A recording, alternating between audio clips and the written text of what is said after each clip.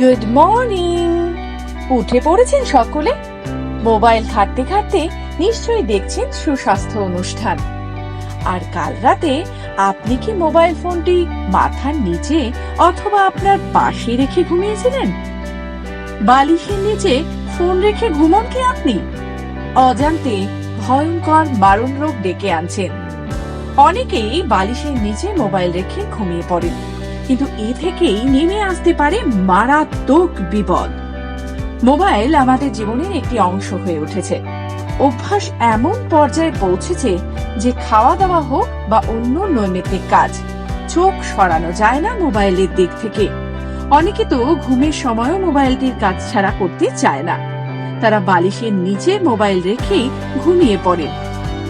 কথা বলতে বলতে ঘুমিয়ে পড়ার পর মোবাইলটি হয়তো পাশেই রেখে দেন আপনি, কিন্তু এই থেকেই নেমে আসতে পারে মারাত্মক বিপদ।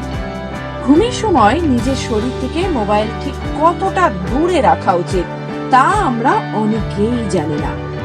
ঘুমের সময় মোবাইল ফোনটি কাছে রাখলে কি ক্ষতি হতে পারে সে সম্পর্কে অধিকাংশেরই ধারণা আমাদের নেই। এ ব্যাপারে বিশ্ব স্বাস্থ্য সংস্থা বা WHO সতর্কতা জারি করেছে। এক সমীক্ষা রিপোর্টে জানা গিয়েছিল 68% প্রাপ্তবয়স্ক এবং প্রায় 95% কিশোর কিশোরী মোবাইল মাথার কাছে রেখে ঘুমোতে যান।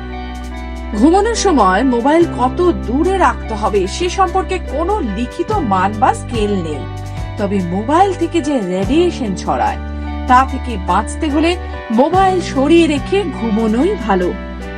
সব থেকে ভালো হয় যদি শোবার ঘরের বাইরে মোবাইল রেখে ঘুমোতে যাওয়া যায়, আর তা যদি সম্ভব না হয় তবে কমপক্ষে 3 ফুট দূরত্বে রাখুন আপনার মোবাইলটি। তাতে মোবাইল থেকে নির্গত রেডিও ফ্রিকোয়েন্সি ইলেকট্রোম্যাগনেটিক শক্তি শরীরের কাছ অবধি আসতে পারবে না, ঝুঁকিও কমবে। বিশ্ব স্বাস্থ্য সংস্থা দাবি করেছে ঘুমের সময় মোবাইল কাছাকাছি থাকলে যে বিকিরণ ছড়ায় তাতে মাথা ব্যথা, পেশির ব্যথা এবং এমনকি উর্বরতাও নষ্ট হতে পারে। মোবাইলের নীল আলো ঘুমের জন্য প্রয়োজনীয় হরমোনের ভারসাম্য নষ্ট করে, ফলে অনিদ্রা রোগ হতে পারে। ক্যান্সারের কারণ তাও নির্ভর করে মোবাইল কাছাকাছি রাখার উপর। বিশ্ব স্বাস্থ্য সংস্থা মোবাইল রেডিয়েশন থেকে ক্যান্সার ছড়াতে পারে বলে স্পষ্ট জানিয়েছে। মোবাইল ফোন থেকে গ্লিওমা নামক মস্তিষ্কের ক্যান্সারের ঝুঁকি উল্লেখযোগ্যভাবে বাড়তে পারে। ঘুমোতে যাওয়ার আগে অন্তত 1 ঘন্টা আগে মোবাইল ব্যবহার সম্পূর্ণ বন্ধ করে দেখুন।